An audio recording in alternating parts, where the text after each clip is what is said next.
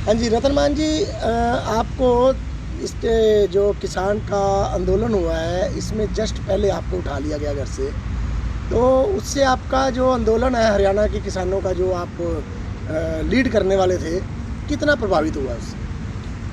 देखिए, जो आप गिरफ्तारी की जो बात उठा रहे हो, ये चाहे किसी दल की, किसी नेता की सरकार हो, ये हमेशा इस तरह के ओछे हथकंडे अपनाती है सरकार। और इससे ना तो कोई आंदोलन प्रभावित होने वाली बात है, और यही नहीं है कि इस सवाल पर अगर मैं ये बात कहूँ आपसे कि रतनमान होगा तो आंदोलन होगा, रतनमान नहीं होगा तो आंदोलन नहीं होगा, ऐसा नहीं है। ये सभी संघ और सभी किसानों का, सभी कार्यकर्ताओं का आंदोलन है।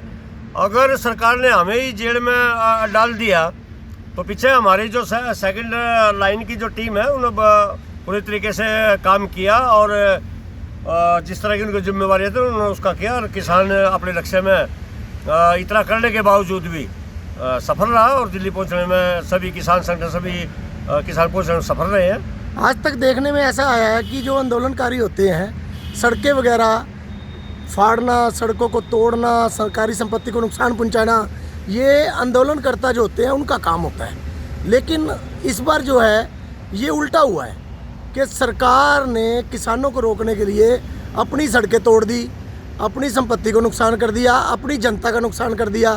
तो उसके बारे में क्या कहना है आपका? सरकार की क्या ये नीति सही थी? देखिए, भारतीय किसान का जब भी आंदोलन हुए हैं, इस तरह का कभी हमारे आंदोलनकारियों की तरफ से, किसानों की तरफ से ऐसी कभी स्थिति आई नहीं। अब आप ये कहोगे सरकार ने खुद ही सड़कों को तोड़ दिया या और मटेरियल कभी उधर से रेत वेत के ट्रक डाल दिए कर दिया। अब ये तो सरकार का कोई, उनकी अपनी रणनीति का कोई हिस्सा हो सकता है, उसमें तो मैं स्पष्ट नहीं कर पाऊंगा उन्होंने किस परिस्थिति में क्या किया हो, तो शासन प्रशासन का काम होता है।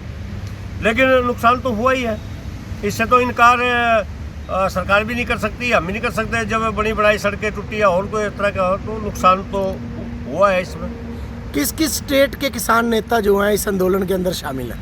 सारी स्टेटों के किसान नेता हैं, सारी प्रदेशों के किसान हैं, और सभी मतलब पॉलिटिकल पार्टियों ने छोड़कर, क्योंकि पॉलिटिकल जो पार्टी है, राजनीतिक जो दल है, उनके भी अपने किसान संगठन है, उनको छोड़कर विशुद्ध रूप से जो भारतीय किसान यूनियन से एफिलेटेड संबंधित जो किसान है, नेता है, ये उनका आंदोलन है पूर्ण रूप से।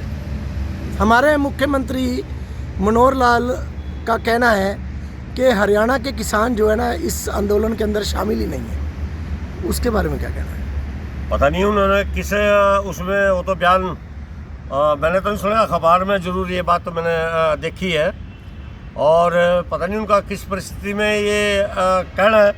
लेकिन हरियाणा के किसान, जब से ये कानून पास हुए, जब से ये अध्यादेश आए, उस दिन से लेकर के आज तक हरियाणा का किसान और हरियाणा के किसान संगठन भिन्न तरीकों से समय समय पर लगातार आंदोलन करते आए हैं, और इस आंदोलन में भी हरियाणा के किसान पूर्ण रूप से शामिल है। जब भी नेता चुनावों के अंदर खड़े होते हैं तो वो बोलते हैं कि हम समाज सेवा के लिए आए हैं और जनता के हितैषी हम कानून बनाएंगे अपनी सरकार आने पर।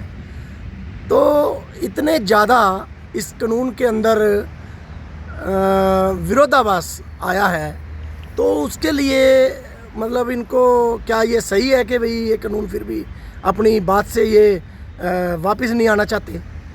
देखो, इन्होंने वापस आना चाहिए और किसान की बात को मानना चाहिए।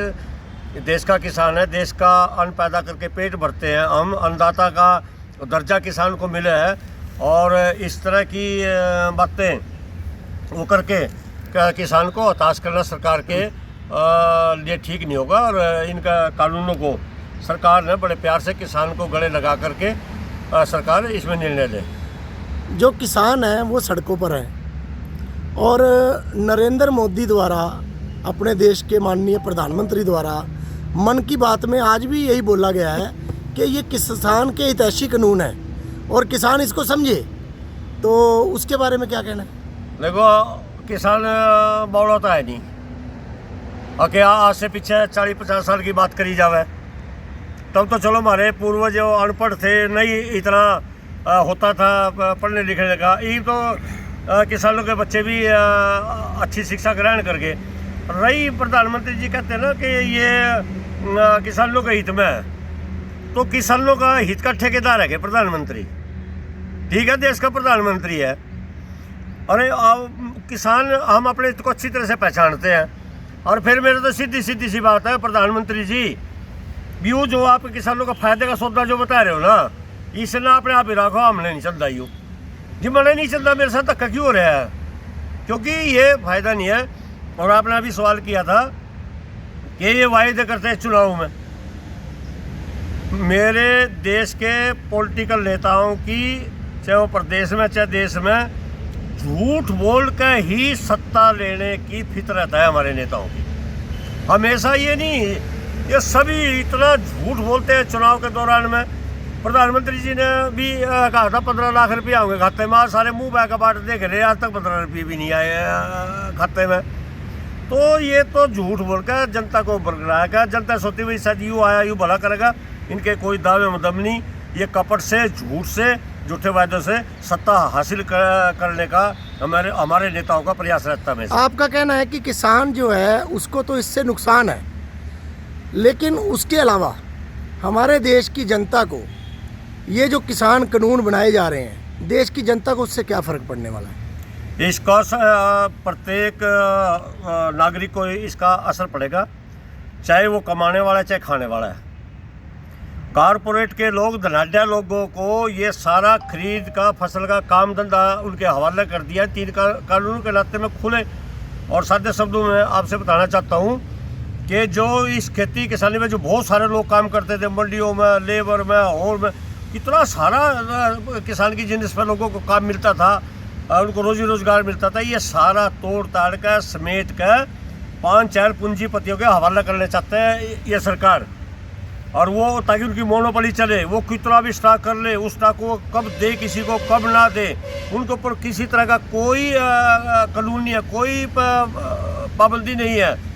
वो अब आप ही देख लो, कई मरतबा हमारी प्याज को कोई उठाने वाला नहीं होता, कोई 50 पैसे किलो, 1 रुपया, 2 रुपये, 4 रुपये आलू को, और दूसरी चाहे वो उसमें मुर्गी अंडे हो, चाहे ये जब हमारे से सस्ता खरीद कर अपने गोदाम पर लेते हैं, फिर बाजार में ये निकालते हैं उसके 20-20 गुना, 30-30 गुना।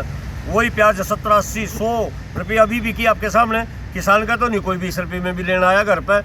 इस तरह का जो ये फंड है ना, इस सरकार का जो ये नीति है, वहाँ कन्वर्ट करना चाहती है कि इन धनाढ्य कारपोरेट के लोगों का, अंबानी का, अडानी के गोदामों में किसान की मेहनत को वहाँ डालना चाहते हैं। उससे आम जनता पीड़ित होगी, निश्चित तौर पर होगी।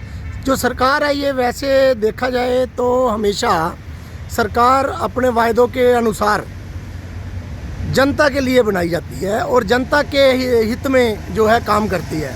तो अगर जनता इससे सहमत नहीं है तो फिर क्या ऐसी बात है कि वो सरकार जो है इसको थोपना चाहती है कानूनों को? ऐसा क्यों? क्या कर सके इस बात में हम?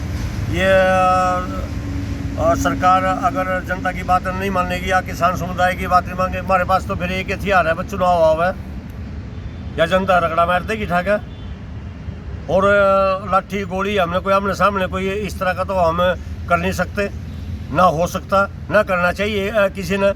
प्रजातंत्र है, प्रजातंत्र की एक ही गोली है बस वो चुनाव में। जिस किसान का अनाज 2000 रुपये की बजाय वो 1200 में, 800 में, जैसे अभी उत्तर प्रदेश में बिक रहा धान और मक्का भी 800 रुपये में किसी ने दिया। जब उसके किसान को, जब ये चीज़ सामने आएगी, जब वो चुनाव में जाओगा, जब उसके सामने ये चीज़ खड़ी होगी, तो वो अपने आप ही नहीं बदला ले लेगा। कितने प्रतिशत जनता आपके साथ है इस आंदोलन के अंदर, आम जनता? देखो जी, प्रतिशत निकालना तो बड़ा, इतना बड़ा समुदाय है, प्रतिशत तो ये इतने बड़े आंदोलन में कभी निकलता नहीं। और क्या इसका थोड़ा बहुत आपको थोड़ा सा अंदाजा होता है कि जैसे कि आम जनता हमारे साथ है, नहीं है? देखिए, आप शायद ये सोचना चाहते हैं कि वहाँ कितने प्रतिशत लोग हैं आंदोलन में। जो आज मेरा किसान भाई चाहे वो पशुओं को संभाल रहा है, चाहे वो खेत को संभाल रहा है, चाहे वो शहर बाजार के काम को थाम रहा है, और चाहे वो सभी ही आंदोलन में है। पूरा किसान समुदाय आंदोलन में है। जो ये हमारा लोकसभा के चुनाव होते हैं, एमपी बनते हैं, है ना, विधायक आते हैं, तो ये सब जो है निर्भर तो किसान पर है। तो फिर ये किसान विरोधी कानून आखिर मतलब क्यों अपना ये चीज़ इतना ज़्यादा कंट्रोवर्सी में क्यों आ रहे हैं? इसके पीछे असल बात है क्या? ये जो जनप्रतिनिधियों का आपने बात की है ना, जो ये हमारे से जीता जनता के लिए ना, गलत बात है। ये तो पार्टी के लिए जीते जा मैं, ये जनता के लिए नहीं है। चाहे कुछ भी संविधान में लिखे हो, चाहे कुछ भी हो, ये तो झूठ बोल के, कपट करके, जातिवाद पे, क्षेत्रवाद पे, धर्मवाद पे, गांववाद पे, शहरवाद पे लोगों को भड़का करके झूठे लुभावने नारे दे करके ये पार्टी के लिए जीत हासिल करते हैं, ना कि जनता के लिए। यही तो दुख है सबसे बड़ा। अगर ये जनता के लिए समझे ना, हम जनता के लिए हैं, तो फिर ये इतने भारी संख्या में किसानों ने क्यों इतनी सर्द रातों में रात गुजारनी पड़ रही है? ये क्यों?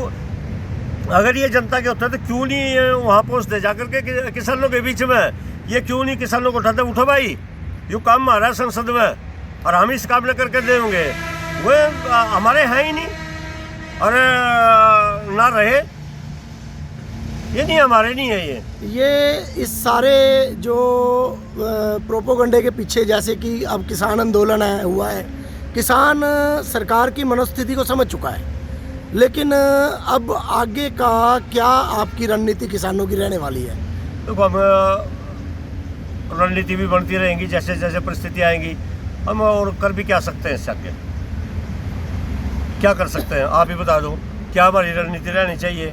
हम अपना घर बार छोड़ के, काम धंधा छोड़ के, खेती किसानी छोड़ के, और अपने ट्रैक्टरों से, अपने खाने के साथ, अपने ही वस्त्रों के साथ दिल्ली दरबार के आगे पड़े। अब तो जिम्मेदारी माननीय प्रधानमंत्री जी की, केंद्र सरकार की होगी। अब तो उन्हें अपनी जिम्मेदारी निभानी चाहिए। अब और क्या करें किसान उसमें?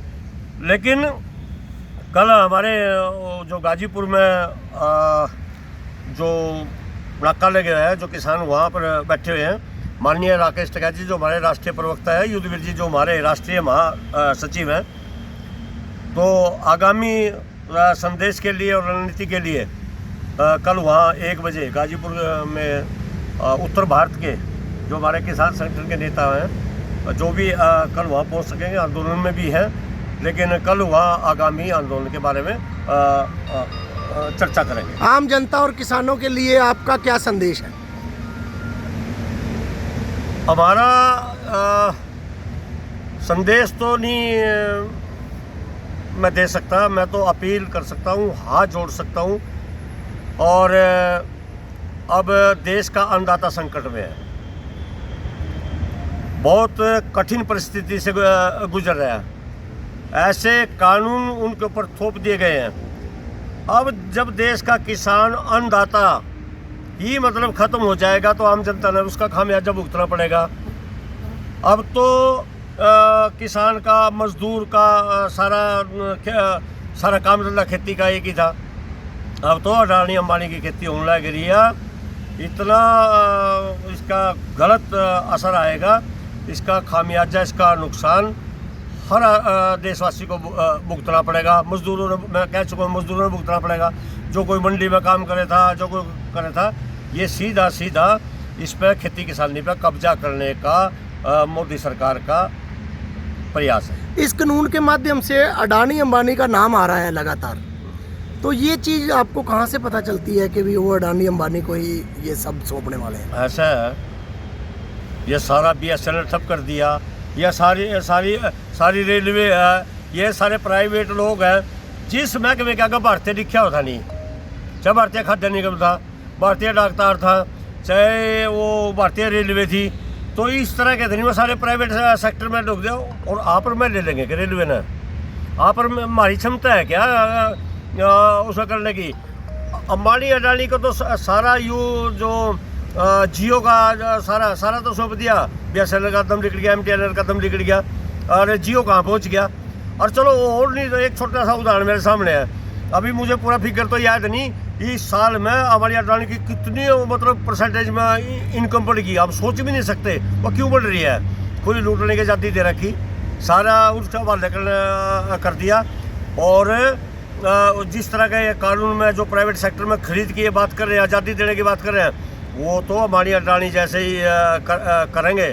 ये इनके वो हैं, बॉक्स हैं सरकार के।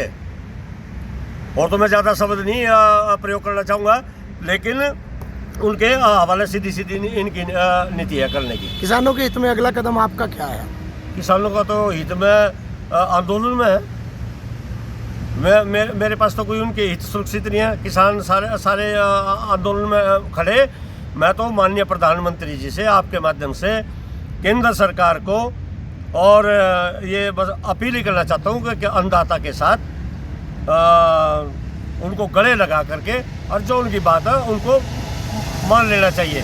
और मेरा एक ये भी आपके माध्यम से कहना है कि अमूमन जो पहले आंदोलन जो हुए हैं, राजनाथ जी जो हमारे रक्षा मंत्री, आज पहले कृषि मंत्री भी रहे, वो कहीं ना कहीं किसान के साथ डटे दिखाई देते थे, वकालत और पैरवी भी करते थे।